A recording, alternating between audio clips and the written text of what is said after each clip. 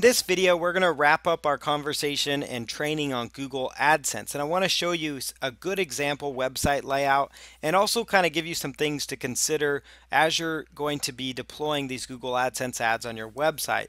So the first thing is what is the user trying to accomplish by visiting your site? You need to ask yourself that question. So ask it, what are they trying to accomplish by visiting my website? Is it to get content? Is it to get training? What kinds of information do they want to know? And that's going to help you understand where you should be playing ads, displaying advertisements on your site, where they should be, those types of things. What do they do when they view a particular page? So some pages it may not be good to have advertisements on.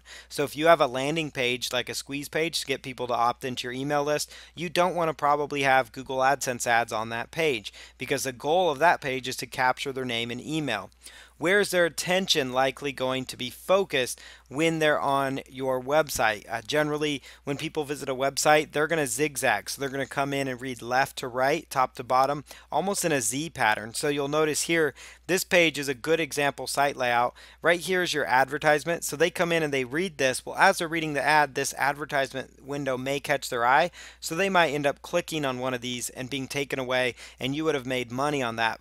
So your website would have accomplished its goal of generating some revenue there. So, this is a really good example website layout. It's super important that your advertisement and how you integrate your ads, that the content actually shows up above the fold. So this right here is called the fold line. So that means as people visit your website, if they have to scroll any of this content that they have to scroll to see, that means it's below the fold. So you want to make sure your content is above the fold. So notice how in these two examples, the beginning of the article, and then they've got an ad unit and it goes into the article, but there's always content above the fold. And these are examples of good examples for highlighting your content first.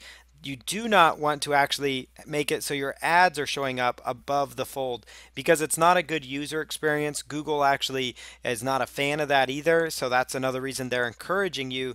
These are examples straight from Google, and they're actually encouraging you not to run your ads this way. So when you run ads and display them on your site, look at doing the in-content ads or doing ad unit that actually displays below content. So you start off with your good article and then you have your content up here.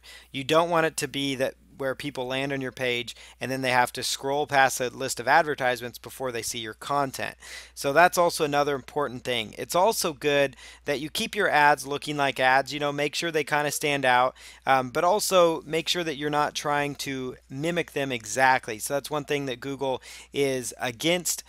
They used to be more for it, but now they really want to make sure that your ads are separated. So even labeling that section as an advertisement or sponsored links, that's actually important to Google that you're doing that. It's also important to your visitors because you're not misleading them. So gone are the days where you can actually just, embed it and almost make it look like it's part of the article. You want to make sure that it stands out, stands on its own. But also keep in mind that less can be more. So although Google does allow up to 3 ad units and oftentimes 2 search boxes and those types of things, you don't want to inundate your visitors. So sometimes just 1 ad unit might be sufficient, maybe 1 at the top, maybe 1 towards the bottom, but you don't want to have it so it's advertisement. So sometimes less is more. Really depends on the page and also your monetization strategy, because it's very doable that you can have a content-rich site that makes money with Google AdSense, that also makes money with other kind of ads, maybe affiliate banners, affiliate content, and also that makes money by getting email subscribers. So there's many different ways to go about it. But just make sure when you review your site, you think of what would people think what would I think if I landed on this page? Would I think, wow, there's a lot of ads here? Or would I think this is okay? And make sure that you ask yourself that question, because if it's too many ads, then people are going to leave your site, and that's a bad thing. So you want to make sure that you kind of have that good balance between having good, valuable content and advertisement placements in there, because that's going to ultimately ensure that you get the most traffic. It's going to make Google happy because they're all about having good quality content, and it's going to make your users happy as well. So you can reference this video for good ad placement ideas. It's going to really help you as you do more Google AdSense work.